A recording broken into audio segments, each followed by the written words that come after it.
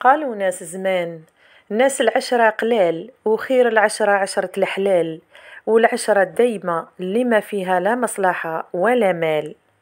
ديري الخير وارميه في الواد الجاري، إذا ضاع عند العبد ما يضيع عند الباري. السلام عليكم ورحمة الله تعالى وبركاته. أهلا بكم حبيباتي اليوم في قناتي وصفاتي الاقتصادية لأم وسيم. اليوم راح ندير معاكم إن شاء الله لي بتي فوغ بطريقة جد سهلة وبمقادير جد بسيطة، راح تنجح لكم من أول تجربة. تبعوا معايا الطريقة. نبداو بسم الله. في بول عندي زوج حبيبات بيض كاملين بدرجة حرارة الغرفة، عندي كاس إلا ربع سكر عادي. تقدروا تستعملوا سكر الرطب، ولكن راح يجيكم يتفتت بزاف. حنا ماذا بينا لي بتي فوغ تاعنا يجونا كروستيون هكذا، باش تكون عندهم هذيك لا تيكستور تاع لي بتي فوغ كيما اللي نشروهم برا.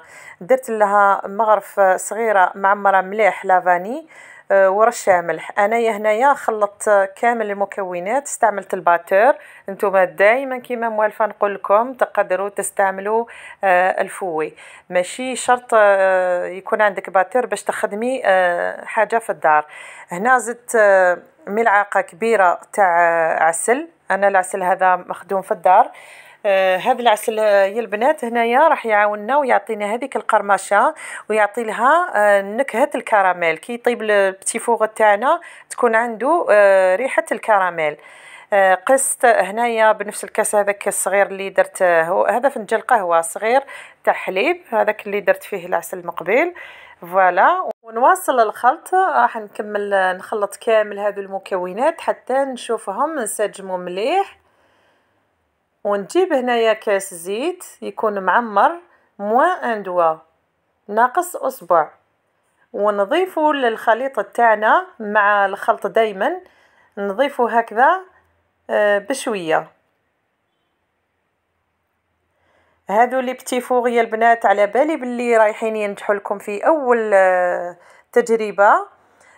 بزاف ناس تحوس على وصفات وهكذا، انا ثاني جربتهم من قبل كانوا ما نجحوليش.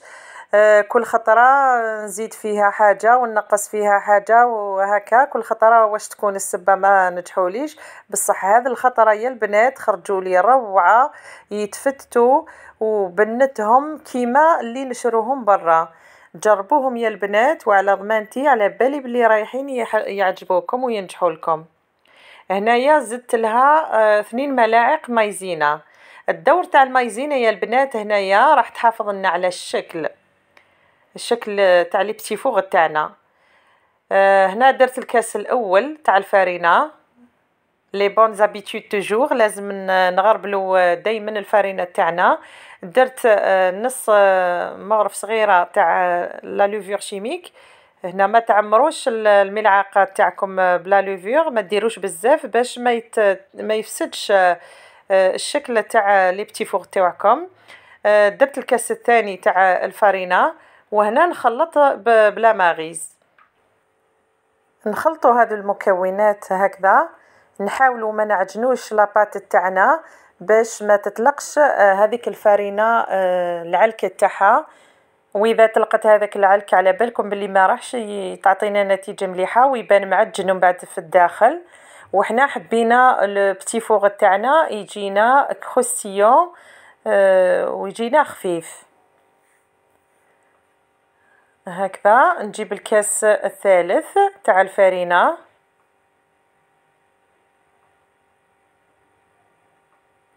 هكذا. هنا درت النص ونشوف الى تكفيني خلاص. الى مازال نسحق الفارينه نزيدو هكذا. الفارينه كيما دائما نوصيكم يا البنات روحوا معاها غير بالعقل، سورتو كي تكونوا ما تعرفوهاش من قبل، يعني كي تبدلوا لا مارك تاع الفارينه روحوا لها غير بالعقل.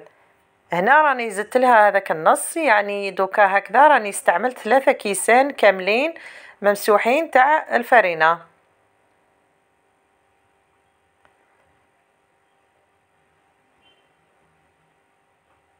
فوالا.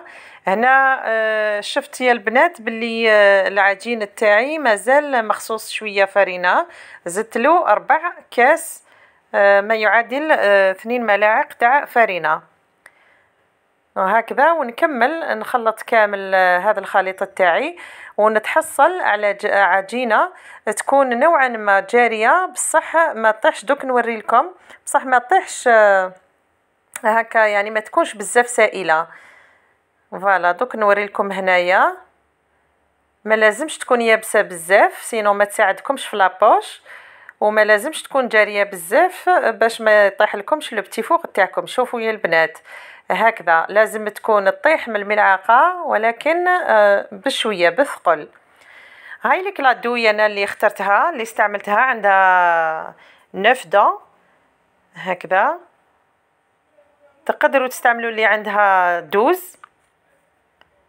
فوالا نعمر لابوش تاعي كيما تعرفوا، ونبدا نشكل في لي بتي فوغ تاعي. دوكا لي بتي فوغ البنات كل وحده كيفاه تحب تشكلهم.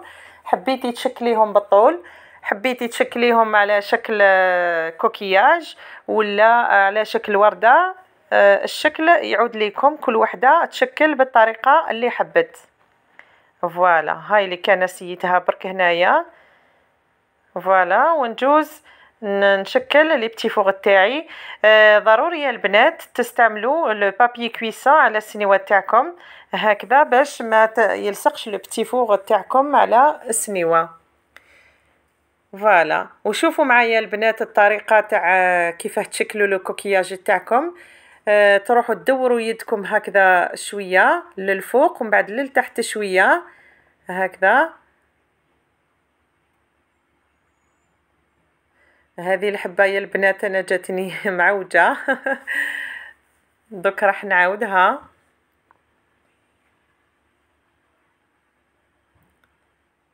فوالا ونكمل نشكل كامل لي بتي فوغ تاعي هكذا بنفس الطريقه.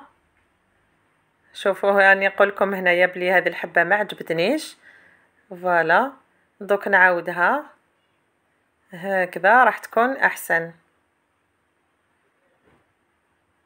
فوالا ونكمل يا البنات. هنايا انا درت نص كوكياج ونص درته هكذايا بالطول.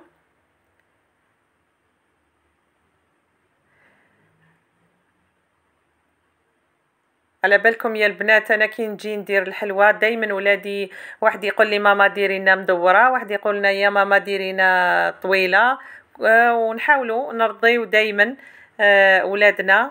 ربي يحفظنا ولادنا كامل ويحفظ لكم كاع وليداتكم كيما راكم هكذا. ونطيب البتي فوغ تاعي على 180 درجه. هاملك بعد ما طابوا لي انايا شوفوا هاي النتيجه اللي تحصلت عليها، خرجوا لي هايلين ما شاء الله. لي بتي فوغ يا البنات لازم يكونوا محمرين هكذايا مليح، فوالا باش تجي فيهم بنة لو فري بتي فوغ هكذا. انا نواصل نكمل الكميه اللي عندي هكذا، وكي نكمل نلصق كل 2 حبات هكذا كيما تعرفوا بلا كونفيتور ولا بلا جولي. انا هنايا استعملت لا كونفيتور هكا، ونواصل حتى نكمل كامل الكميه اللي عندي. اذا وصلتوا لهنايا البنات ما تنساوش اللايك للفيديو باش تطلع وهكا باش تشجعوني. اللي مازال ما اشتركتش في القناه نقول لها تفضلي واش راكي تستناي. عاوني بنت بلادك وعاوني اختك، ديري لنا تشجيع، كتبوا لنا تعليق شباب هكذا باش تحفزوني هكذا. كي كملت لصقتهم كامل يا البنات انا كملت زينتهم هكذا بالشوكولا. الشوكولا تاعي ذوبتها على حمام مائي، درت لها مغرف صغيره زيت هكذا. ونواصل التزيين تاع لي بتي فوغ تاعي ونتلاقاو ان شاء الله في صحن التقديم.